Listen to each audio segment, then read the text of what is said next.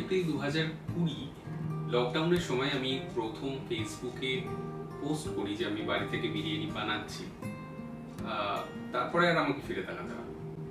আজকে 5 বছর হয়ে গেল আমি বাড়ি থেকে বিরিয়ানি বানাই। আর এখন আমার একটা সিগনেচার সফেদ বিরিয়ানি খুব popular in all over Calcutta. But আজকে যে এই ভিডিওটা ঠিক 5 বছর আগে আমি যেভাবে আমার জার্নি শুরু করেছিলাম, যে মাপে বা যে ইনগ্রেডিয়েন্টস গুলো ইউজ করে আমি প্রথম বিরিয়ানি বানিয়েছিলাম, এক্স্যাক্টলি সেই রেসিপিটাই আমি আজকে আপনাদের সবার সাথে শেয়ার করছি। বিরিয়ানি বানানো কিন্তু সত্যিই একটা আর্ট, আর এই বিরিয়ানির পুরো গল্পটাই কিন্তু একটা রেশিওর উপর দাঁড়িয়ে আছে। মানে কত গ্রাম চালের সাথে ভুল বললাম, কত গ্রাম মাংসের সাথে কত গ্রাম চাল যাবে, আর সেই মাংসের রেসপেক্টে কতটা দুধ, কতটা গোলাপ জল, কতটা কেওড়া জল, কতটা ঘি। এই রেশিওটা যদি আপনারা বুঝে যান, দেখবেন বিট 5 people to 50 to 500 আপনি কিন্তু এক্স্যাক্টলি সেম টেস্টের বিরিয়ানি প্রত্যেকটা টাইমে বানাতে পারবেন। আমার নিজের কিন্তু কোনো সিক্রেট বিরিয়ানি মশলা নেই। সানরাইজেতে ছোট প্যাকেটটা পাওয়া যায়, সেগুলো কিনে আনতাম, আর সেই সানরাইজের বিরিয়ানি মশলাটা দিয়েই কিন্তু আমি আমার বিরিয়ানি বানাতাম।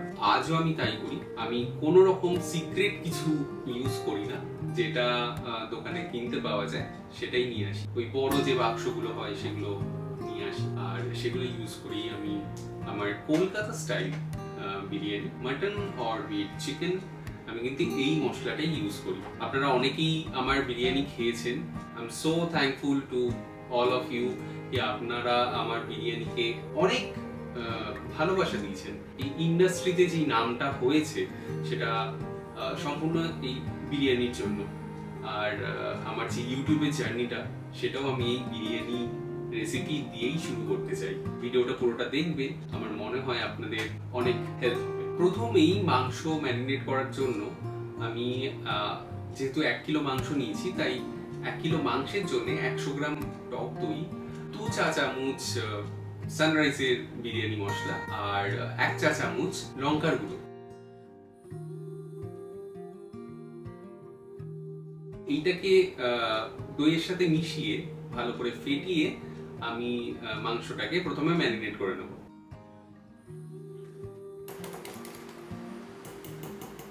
এখানে হাঙ্কার ইউজ করার কোনো প্রয়োজন নেই। বাজারে যে প্যাকেট দই কিনতে পাওয়া যায়, আপনি সেই প্যাকেট দইয়ের 100 গ্রাম মতন নিয়ে ওর মধ্যে এই মশলাগুলো মিশিয়ে মাংস কিন্তু ম্যারিনেট করতে পারেন। এতে ফাইনাল টেস্টের কিন্তু কোনো পরিবর্তন হবে না।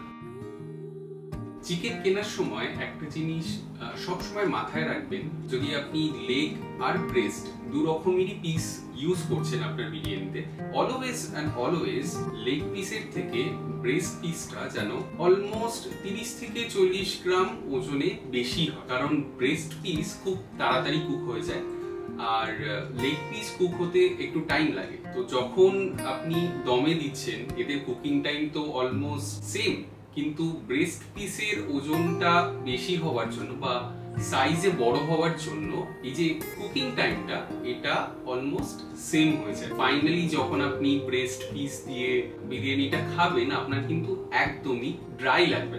তো প্রথমেই আমি নুন আর যে ম্যারিনেশনের জন্য যে দই আর বিরিয়ানি মশলা যে মিক্সচারটা বানালাম, সেটা দিয়ে আমি এই মাংসটাকে ম্যারিনেট করে মিনিমাম 1 ঘন্টার জন্য রেখে দেবো।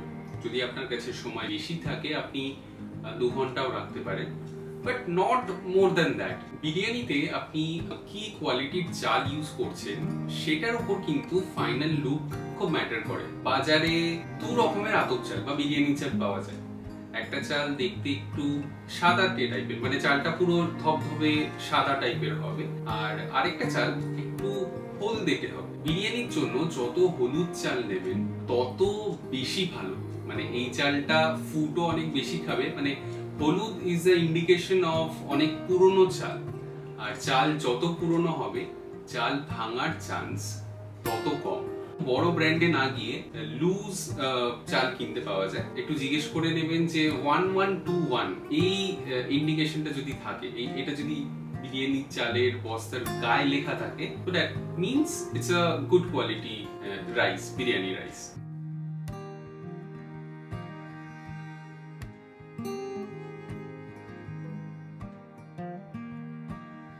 Berista is a very important element of any good quality biryani.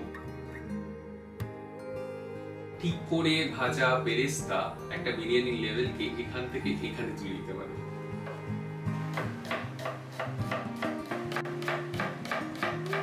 1 kilo মাংসের জন্য 350 পেঁয়াজের বেরেস্তা এই রেশিওতে আমি ইউজ করি। পেঁয়াজকে যত সরু সরু করে কাটতে পারবেন, পেঁয়াজ ভাজা তত তাড়াতাড়ি হয়ে যাবে। খেয়াল রাখবেন প্রত্যেকটা কাট যেন সেম হয়, মানে কোনো পার্ট একটু মোটা হয়ে গেল, কোনো পার্ট একটু সরু হয়ে গেল, তাতেও বেরেস্তা হবে। কিন্তু কি হবে যে যেটা মোটা পার্ট বা যেটা সরু পার্ট, মোটা পার্টকে কুক করার জন্য সরু পার্টটা হয়তো বার্ন হয়ে গেল, মানে একটু জ্বলে গেল, তো সেটা একটু খেয়াল রাখবেন।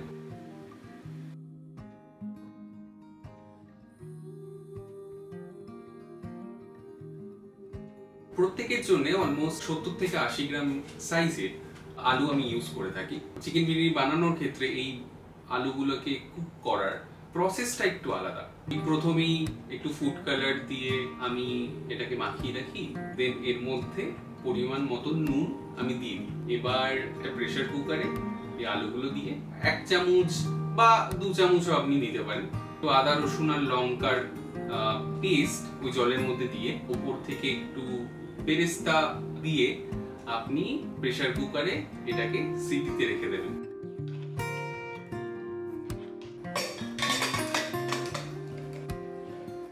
হাই ফ্লেমে এটার যখন সিটি পড়ে যাবে, একটা সিটি যখন পড়ে যাবে, তারপরে ফ্লেমটাকে একদম লোতে দিয়ে 20 থেকে 25 মিনিট স্লো ফ্লেমে এটাকে এইভাবেই রেখে দেবেন। তারপরে আলুটা দেখবেন একদম পুরো সুসিদ্ধ হয়ে গেছে।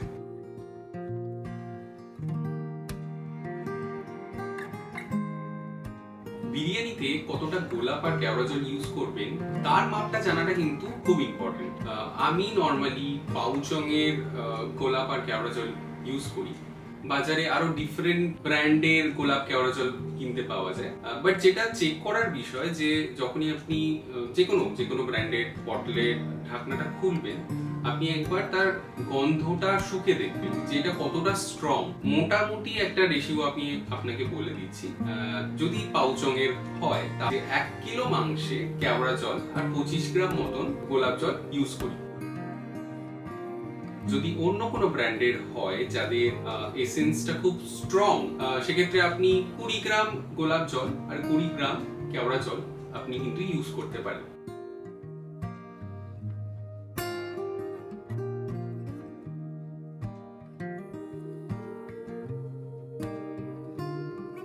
বিরিয়ানি বানানোর জন্য কিন্তু অলওয়েজ একটা ছড়ানো হাঁড়ি ইউজ করবেন। আপনার কাছে পিতলের থাকলে আপনি পিতলের ইউজ করতে পারেন, যদি অ্যালুমিনিয়ামের থাকে আপনি অ্যালুমিনিয়ামেরও ইউজ করতে পারেন। আমি যেই হাঁড়িটা ইউজ করছি এটা 15 নম্বর হাঁড়ি। এই হাঁড়িটাতে মোটামুটি 1200-1300 গ্রাম মানে মাংস আর 1300 গ্রাম চালের বিরিয়ানি এই হাঁড়িটাতে হয়ে যাবে। এর থেকে বেশি যদি আপনি করতে চান তাহলে আপনি 16 বা 18 নম্বর হাঁড়ি কিনতে পারেন। 1 কিলো মাংসের জন্য 1 কাপ বেরেস্তা ভাজার তেল, 60 গ্রাম মতন আদা রসুন আর কাঁচা লঙ্কার পেস্ট, আর নিয়ার অ্যাবাউট 40 গ্রাম মতন যে বেরেস্তাটা ভেজে রেখেছিলাম, এই সবকটা দিয়ে ভালো করে কষিয়ে নেব।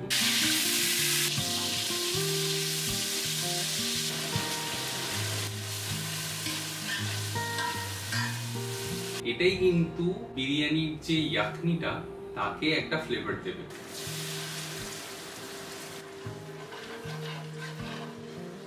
এটা ভালো করে কষে গেলে ম্যারিনেট করে রাখা যে চিকেন গুলো ছিল সেগুলো এর মধ্যে দিয়ে, মানে ফ্লেমটা লো করে চিকেন গুলোকে অ্যাড করবেন, কারণ যেহেতু দই আছে ফ্লেমটা যদি হাই থাকে দইটা কিন্তু ফেটে যাওয়ার একটা চান্স থাকবে।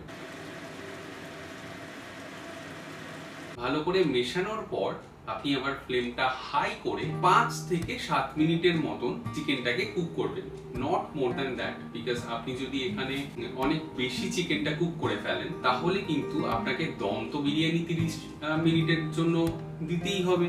এবার আপনি যদি এখানে কুকিং টাইমটা চিকেনের বাড়িয়ে দেন, আপনার চিকেন কিন্তু ওভারকুকড হয়ে যাবে, সেক্ষেত্রে কিন্তু চিকেন অনেক বেশি ছিবড়ে হয়ে যাবে।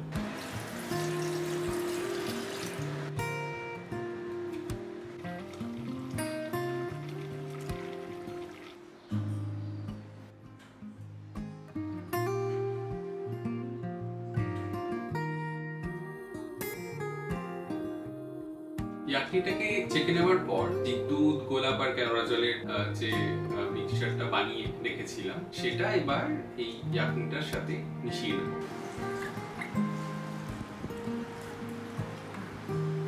এই টাইমে আপনি নুনটা একবার চেক করে নেবেন, যদি আপনার মনে হয় যে একটু নুন দরকার আপনি নুন দিতে পারেন। অনেকে এর মধ্যে চিনিও দেয়, বাট আমি চিনি প্রেফার করি না। যদি আপনার মনে হয় আপনি একটু চিনি দিতেই পারেন। তবে আমি যেই প্রসেসটা বললাম আর যেই কোয়ান্টিটিতে ইনগ্রেডিয়েন্টসগুলো ইউজ করতে বললাম, আপনি একবার বানিয়ে দেখবেন, এই ইয়াকনিটা খেতে দুর্দান্ত হয়।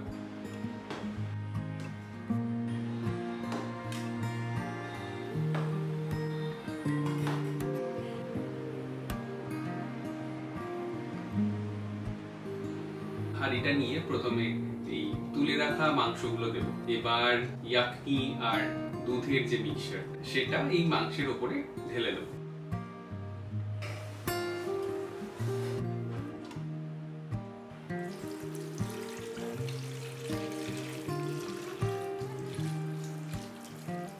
এখানে একটা জিনিস লক্ষ্য করবেন, আপনার হাঁড়ির যে তলা মানে বটম অফ দ্য হান্ডি সেইখান থেকে যেন আপনি যে ইয়াকনিটা ঢাললেন এদের যে লেভেলটা সেটা যেন মোটামুটি 1 কর মানে আঙুলের 1 কর কি তার থেকে মানে 1.5 কর যেন হয়। 2 কর হলে কি হবে, আপনাকে একটু বেশিক্ষণ ধরে হয়তো দম দিতে হবে। কারণ হয় কি, এই যে নিচে যে ইয়াকনিটা থাকে এটা তো বেসিক্যালি একটা লিকুইড, মানে এর মধ্যে জল আছে। এটা যখন আপনি ফ্লেমটা হাই করে দেন এটা স্টিমে কনভার্ট হয়ে উপরের যে 80% কুকড রাইসটা আছে সেটাকে কুক করে। তো এই জল বা এই লিকুইডটা যদি না থাকে আপনার স্টিম ফর্মেশন হবে না, আর স্টিম ফর্মেশন না হলে উপরের যে চালটা আছে সেটা আন্ডারকুকডই রয়ে যাবে। আর যদি জল কম থাকে তাহলে স্টিম ফর্মেশন হয়ে জলটা শুকিয়ে যাবে, তো নিচটা লেগে যাওয়ার চান্স থাকবে।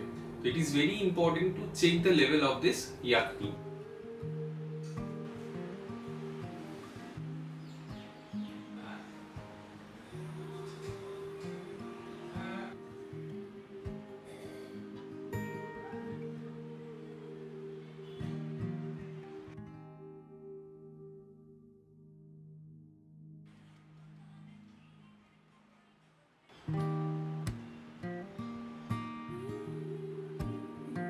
চালটা যখন আপনি ফোটাবেন, যেই জলের মধ্যে ফোটাবেন সেই জলের নুনের পরিমাণটা ঠিক হওয়াটা কিন্তু খুব জরুরি। কারণ আপনার কাছে পরে আর কোনো স্কোপ থাকবে না আপনি চালের মধ্যে নুন দিতে পারবেন। যে জলটা আপনি ফোটাচ্ছেন সেই জলটা যেন সমুদ্রের জলের মতো নোনতা হয়। এই রুলটা অলওয়েজ মাথায় রাখবেন যে আপনার জলটা যেন সমুদ্রের জলের মতো নোনতা হয়। আরেকটা জিনিস অলওয়েজ মাথায় রাখবেন, চালটা আপনি যেই বাসনে ফোটাবেন সেটাও যেন একটু ছড়ানো হয়।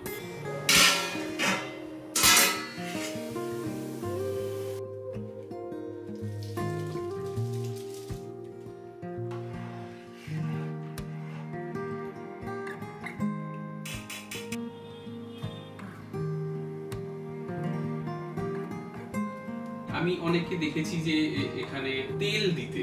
একটা জিনিস একটু ভেবে দেখবেন যে আপনি যে তেলটা দিচ্ছেন তেলটা জলের উপরে ভাসে, আর আপনি যখন চালটা দিচ্ছেন সেই চালটা জলের নিচে ফোটে, তেলটা কিন্তু ওপরেই থাকে। তো চালটা সেদ্ধ হয়ে যাওয়ার পর আপনি যখন জলটা ফেলে দিচ্ছেন ওপর থেকে তেলটা কিন্তু পড়ে যাচ্ছে বা ঘিটা কিন্তু পড়ে যাচ্ছে। তাই এখানে তেল বা ঘি দেওয়ার কোনো মানেই হয় না।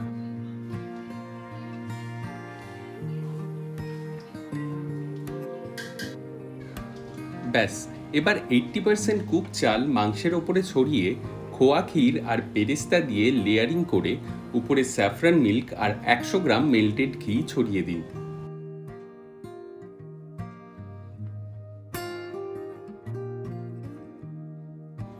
আপনি যদি একটু স্পাইসি বিরিয়ানি খেতে পছন্দ করেন তাহলে এই প্রত্যেকটা লেয়ারের মাঝখানে অল্প বিরিয়ানি মশলাও ছড়িয়ে দিতে পারেন।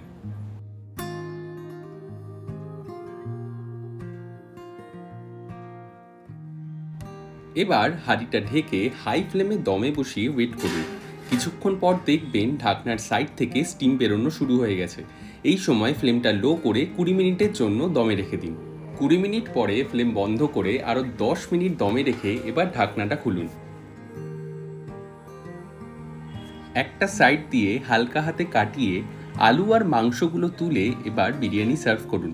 বিরিয়ানি কাটার সময় এটা মাথায় রাখবেন, কখনোই ওভার মিক্স করবেন না, তাহলে কিন্তু চাল ভেঙে যাওয়ার চান্স থাকে। আমার বলা প্রসেসে বিরিয়ানি ট্রাই করলে দেখবেন মাংস কখনোই নিচে লেগে যাবে না। অবশ্যই এই রেসিপিটা ট্রাই করবেন আর আমায় জানাবেন আপনাদের কেমন লাগলো।